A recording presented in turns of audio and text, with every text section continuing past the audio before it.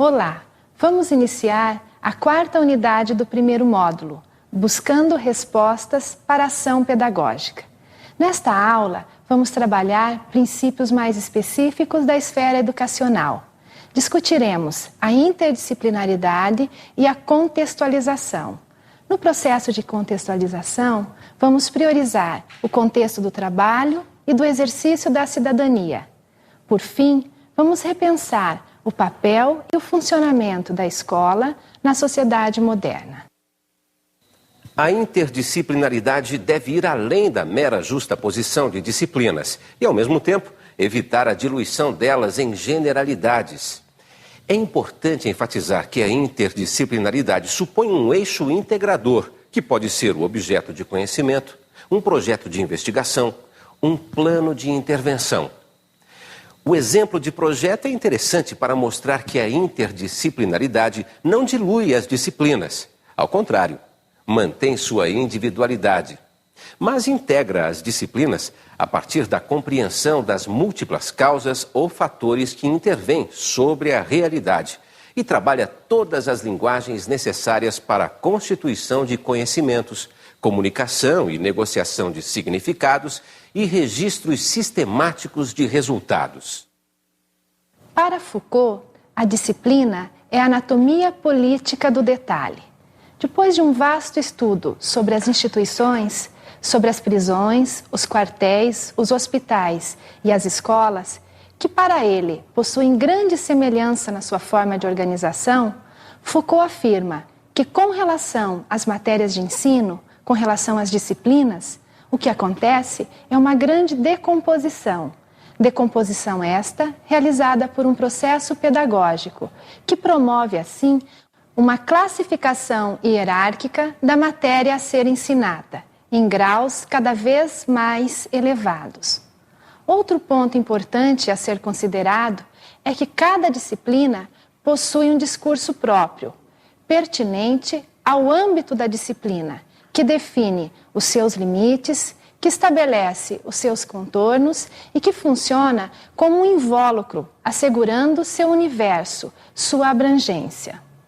Esta delimitação bem definida, resultado de uma base neopositivista para a organização do conhecimento, ou seja, uma base de entendimento de que o conhecimento deve ser medido, classificado e comprovado cientificamente, construiu uma representação em torno de cada disciplina de forma rígida, estanque e sem comunicação, sem articulação. A compreensão deste fato nos possibilita entender no que consiste o trabalho interdisciplinar, ou seja, promover a articulação entre os vários campos do conhecimento, promover o diálogo entre as diversas disciplinas, romper com este modelo de conhecimento compartimentado, isolado e desprovido de relação com outros conhecimentos. Professora, você considera importante o trabalho interdisciplinar?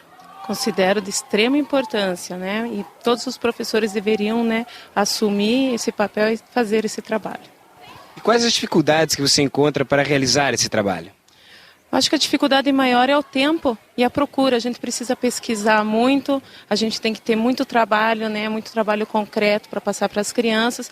Então seria importante a gente ter uma hora permanência na escola para você poder trocar ideias com os outros colegas, ir atrás, buscar atividades novas, diferentes, que interessem o aluno, que prendam a atenção do aluno para ele ter um rendimento melhor. Professora, você considera importante o trabalho interdisciplinar?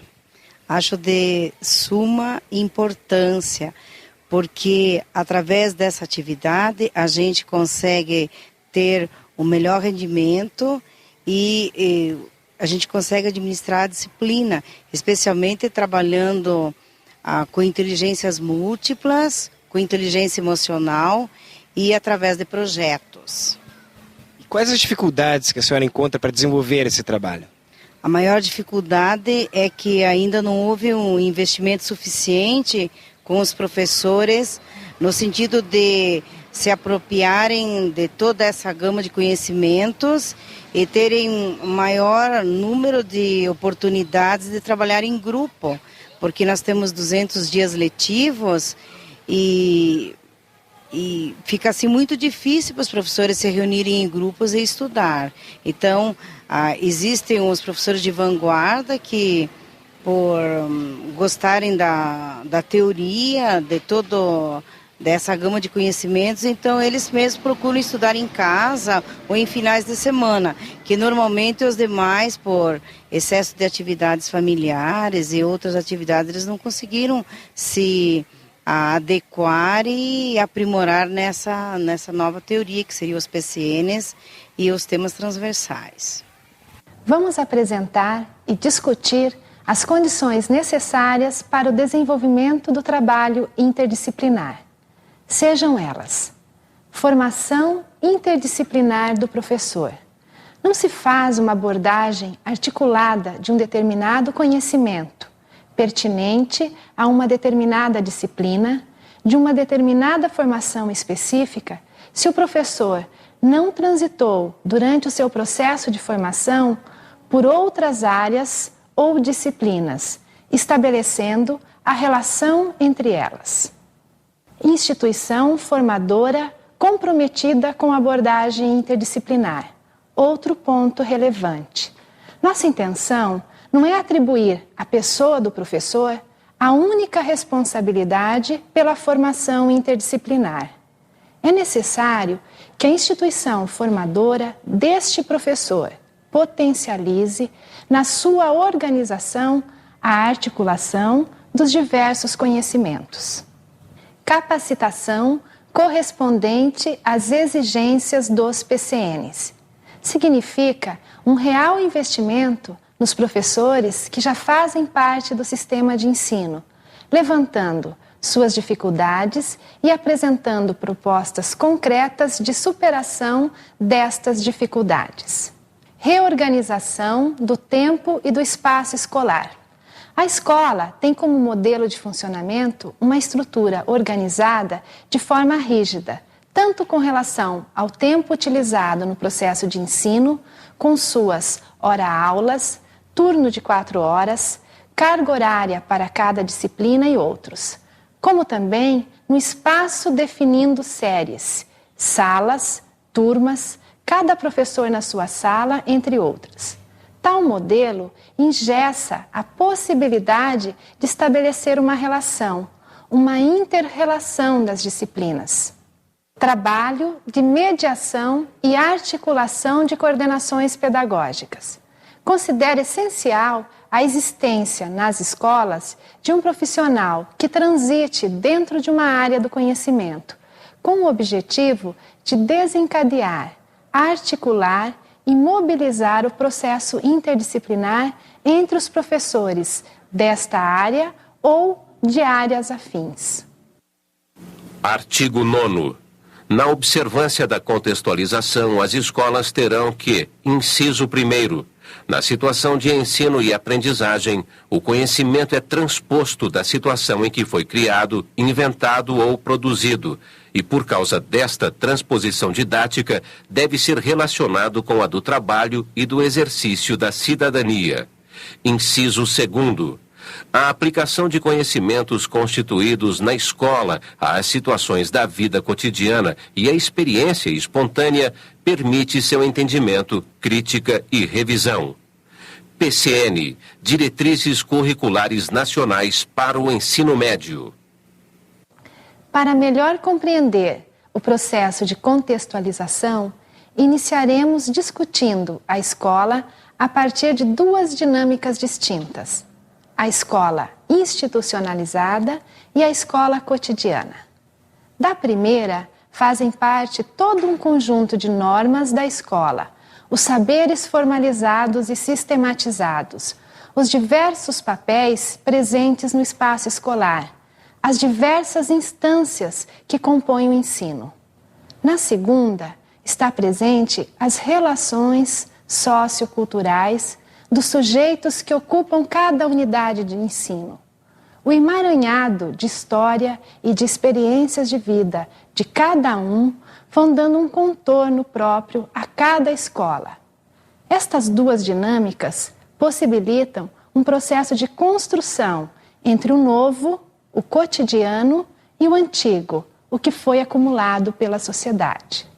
Outro ponto importante: o conhecimento deve potencializar sentidos, significações, ou seja, para ser aprendido pelo aluno, o conhecimento não pode ser abordado de forma impessoal e formal, visando apenas um cumprimento de conteúdos formalizados.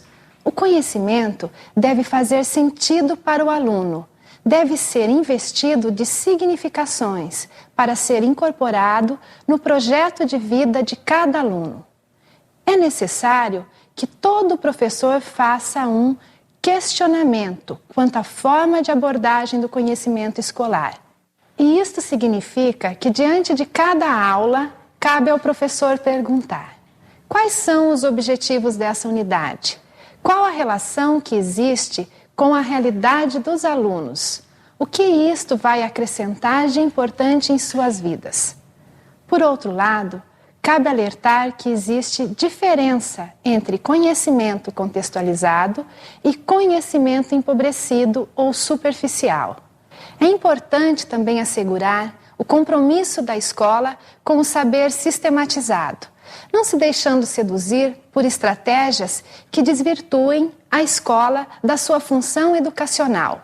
Ou seja, contextualizar não é oferecer ao aluno um conteúdo empobrecido, diluído ou superficial, sem compromisso com a sua universalidade.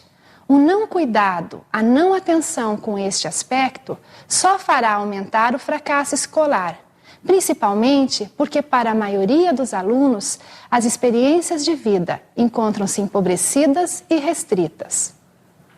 Os PCNs elegeram 2 eixos norteadores para o processo de contextualização: o mundo do trabalho e o exercício da cidadania. Vamos a eles. Cidadão é um indivíduo situado no tecido das relações sociais, portador de direitos e deveres, relacionando-se com a esfera pública do poder e das leis. É também membro de uma classe social, definido por sua situação e posição nessa classe, relacionando-se com a esfera pública do poder e das leis. A discussão da cidadania implica na retomada de alguns princípios filosóficos já apresentados neste trabalho. Estou falando da ética, da política, da autonomia, da identidade e da diversidade. Podemos começar afirmando: o exercício da cidadania supõe um sujeito político e ético. Assim, só é possível ser cidadão na esfera pública, através de um movimento de participação social, e implica numa ação permeada por valores, sendo necessário a consciência destes valores. O exercício da cidadania está no âmbito da polis, da cidade, e supõe uma ação. Outro ponto importante: o exercício da cidadania implica na construção da autonomia individual e social. Vocês se lembram quando discutimos que a autonomia é o processo de reflexão e deliberação sobre as próprias leis, sejam elas leis individuais, aquelas que norteiam os meus atos, sejam elas leis coletivas, aquelas que norteiam o funcionamento da sociedade. Assim, podemos afirmar que a ação da cidadania está diretamente vinculada com este processo autônomo que coloca em discussão e formulação as normas, as regras e as leis. Também podemos afirmar: o exercício da cidadania impõe a superação de limitações identitárias da sociedade globalizada. Estamos falando aqui que está presente no ser cidadão uma identidade singular, resultante de uma história de vida singular e com significações particulares, não sendo possível incorporar modelos totalizantes e homogêneos. Ser cidadão supõe, assim, o respeito à singularidade do sujeito inserido num contexto social mais amplo. Para concluir, um último ponto. O exercício da cidadania implica no respeito às relações sociais, respeito à diversidade. Incluir a diferença nas relações estabelecidas na esfera pública é condição para a construção da cidadania de forma plena. As contradições sociais presentes na nossa sociedade revelam alguns aspectos que ameaçam a conquista da cidadania. Vamos elucidá-los. Existe, historicamente, uma defasagem entre o princípio universal da cidadania e sua prática concreta no Brasil. Em outras palavras, o Estado brasileiro tem incorporado no processo de elaboração de suas leis e de seus princípios políticos as bases universais da cidadania. Entretanto, a prática social brasileira é permeada por distorções, desigualdades e injustiças. Podemos também afirmar que a construção da cidadania encontra-se comprometida por uma demissão do Estado de sua responsabilidade social. Aqui apontamos a falta de compromisso efetivo, evidenciado na pouca destinação de recursos, na definição de orçamentos mínimos para áreas que estão diretamente relacionadas aos direitos do cidadão. Falo de saúde, de educação, de moradia, de segurança, entre outros. Outro aspecto que considero decorrente dos dois anteriores é apatia e desencanto de setores da população com assuntos políticos. A falência das instituições públicas, do poder constituído no país, está presente no discurso da maioria das pessoas, na maioria dos jovens. Está presente no imaginário social que deixou de acreditar e investir na participação política, na ação pública. Criou-se um sentimento de descrédito generalizado. Como último ponto, ainda a ser considerado, podemos acrescentar a privatização da participação dos jovens, resultado de uma crise de oportunidades e de perspectivas para a realização de projetos de vida. O jovem tende a fechar-se no universo doméstico, estabelece relações de desconfiança e descrédito com a esfera pública e fecha-se na perspectiva de projetos mais individualistas e competitivos. Diante deste quadro, qual a contribuição possível da escola? Acredito que a escola pode fazer, principalmente junto ao jovem, um trabalho de resgate. Falo da escola como fórum de discussão, de debate, de revelação das contradições sociais. Falo da escola como espaço para a formulação e desenvolvimento de projetos coletivos. A escola pode ajudar a ensinar novamente o homem a ser social, a viver dentro de uma sociedade dividindo seus sonhos. E para concluir, a escola pode, através do conhecimento, contribuir para a construção de perspectivas de vida. A escola pode oferecer novos elementos que possivelmente desencadearão novos sentidos à existência dos alunos. O conceito de trabalho sempre esteve associado à ideia de transformação. Através do trabalho, é possível ao homem imaginar, criar e transformar. Essa transformação também sempre esteve associada à ideia de avanços. Assim, o homem, através do seu trabalho, produz tecnologia e as tecnologias produzem avanços. O trabalho é uma condição da existência humana, independente de qual seja a forma de sociedade. É uma necessidade natural eterna que medeia o metabolismo entre o homem e a natureza e, portanto, a própria vida humana. O que distingue o homem dos animais é o fato de que as criações humanas constroem-se primeiro na imaginação. Somos arquitetos e não abelhas. Avanços tecnológicos a serviço da qualidade de vida dos homens. Podemos afirmar que este é um pensamento importante em qualquer discussão sobre o trabalho. Para Marx, duas outras ideias deveriam estar associadas a esta primeira. São elas a consciência de classe e a consequente organização trabalhista, organização daqueles que trabalham. Basicamente, estas duas ideias presentes no pensamento de Marx foram imprescindíveis na conquista de grandes avanços no mundo do trabalho e tinham como ideal a construção, a busca do homem pluridimensional. Pluri porque provido de muitas dimensões, ou seja, além do trabalho, o lazer, o prazer, a arte, a cultura e a sensibilidade. Entretanto, o desenvolvimento do mundo moderno nos distanciou desta perspectiva pluridimensional do homem. Houve o que consideramos uma inversão no uso das tecnologias. Estas deixaram de representar uma perspectiva do bem viver, da qualidade de vida para o homem, ou melhor, da maioria dos homens. Os avanços tecnológicos passaram a excluir o homem do processo produtivo e, consequentemente, do processo de consumo. A tecnologia, a serviço de concepções neoliberais e economicistas, passou a promover a exclusão dos não produtores e dos não consumidores.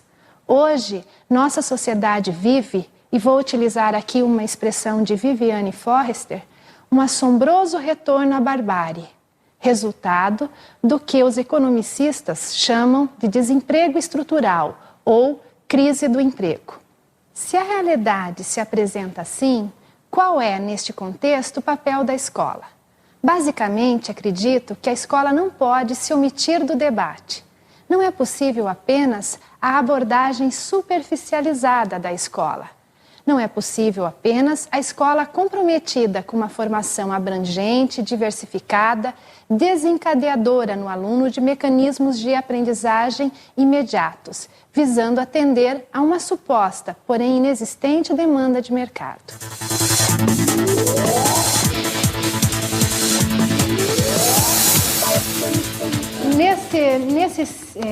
Nessa segunda unidade, na realidade é a quarta, né, do primeiro módulo, mas é a segunda que eu trabalho, eu acho que o ponto mais interessante é tornar concreta a questão da contextualização.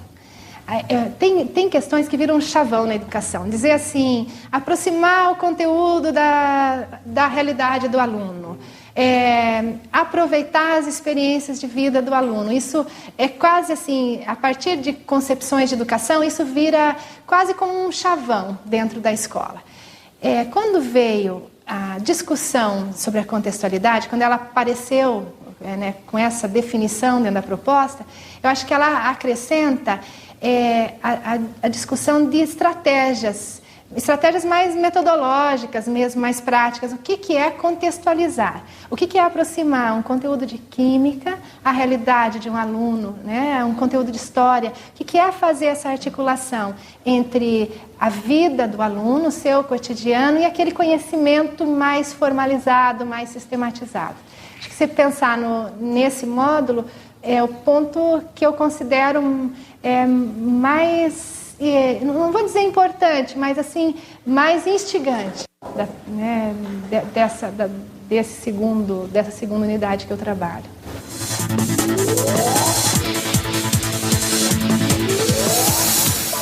É eixo norteador da contextualização do conhecimento a discussão e o entendimento sobre o mundo do trabalho, com todas as implicações, contradições e polêmicas presentes nesta esfera.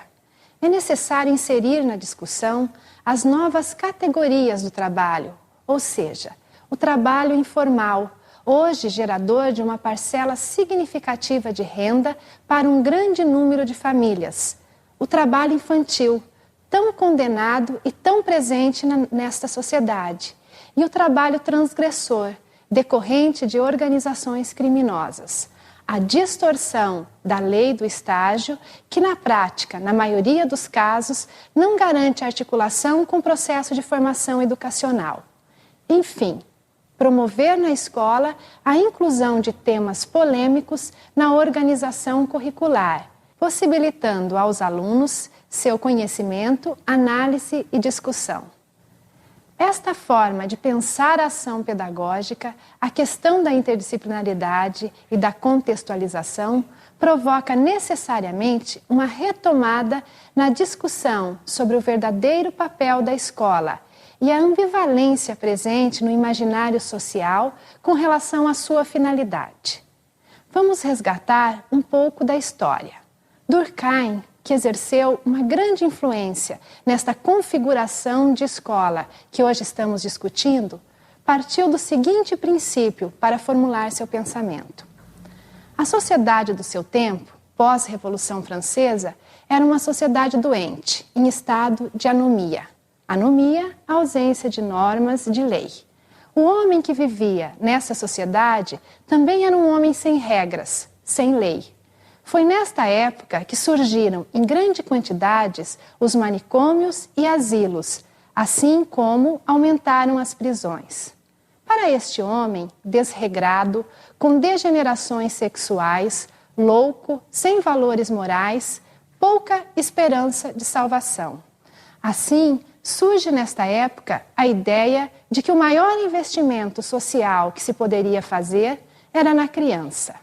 Educar a criança para torná-la um adulto melhor. Entretanto, para os estudiosos da época, a criança, no imaginário social, era fraturada, cindida, dividida. De um lado, um conjunto de disposições naturais, valiosas, como, por exemplo, o tradicionalismo, a necessidade de repetição presente na criança, a credulidade, a receptividade às normas. Do outro lado, a curiosidade, a imaginação, a instabilidade de humor, os sentimentos selvagens.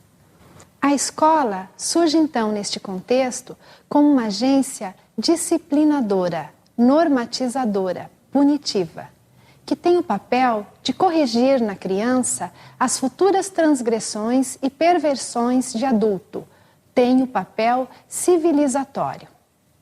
Queremos, então, atribuir outras dimensões para a escola e, assim, finalizar esta discussão. Falo da escola com a dimensão do encontro, do estabelecimento de relações, da inserção consciente dentro de um contexto social.